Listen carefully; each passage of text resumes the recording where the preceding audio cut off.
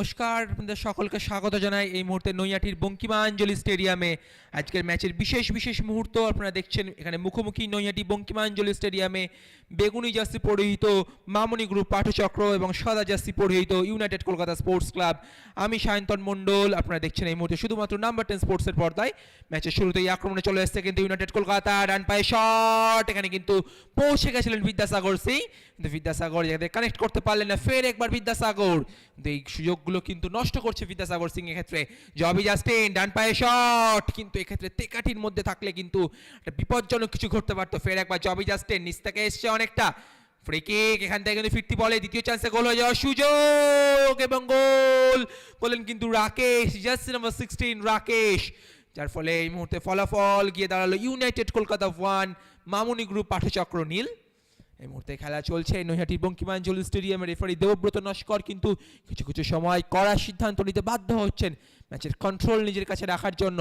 মুহূর্তে নিজেদের মধ্যে বল দেওয়া নেওয়া করছে, জায়গা থেকে ভুলচুক হয়ে যাওয়ার সম্ভাবনা রয়েছে, এই মুহূর্তে গোল হওয়ার সুযোগ রয়েছে এবং গোল করলেন কিন্তু এই মুহূর্তে ফের একবার ইউনাইটেড কলকাতা। আক্রমণে Vidyasagar Singh makes it 3-0 in favour of United Kolkata. Vidyasagar Singh যে সুযোগ সন্ধানী ওৎপাতা শিকারীর মতো অপেক্ষা করছিলেন। ফার্স্ট হাফ শেষ হলো 3-0 গোলে। সেকেন্ড হাফে শুরু থেকেই আক্রমণে ফের একবার ইউনাইটেড কলকাতা। প্রথম থেকেই কিন্তু আক্রমণে ভাসানো বল, ডান পা থেকে ক্রস হবে, এখান থেকে কিন্তু গোলরক্ষক অর্ণব দাস কোনো রকম ভুলচুক করলেন না।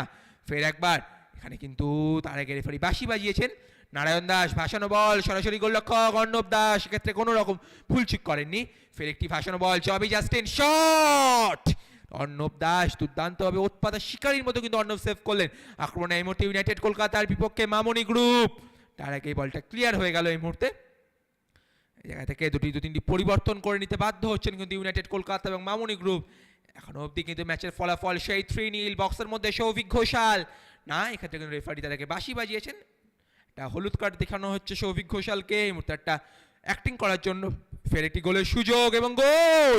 পরিবর্তিত ফুটবলার হিসাবে কিন্তু এসে একদম শেষ মুহূর্তে কিন্তু গোল করে ম্যাচের ফলাফল বদলে দিলেন ইউনাইটেড কলকাতা 4 মামনি গ্রুপ পাঠচক্র নীল। আজকের ম্যাচের এগুলোই ছিল বিশেষ বিশেষ মুহূর্ত। ধন্যবাদ।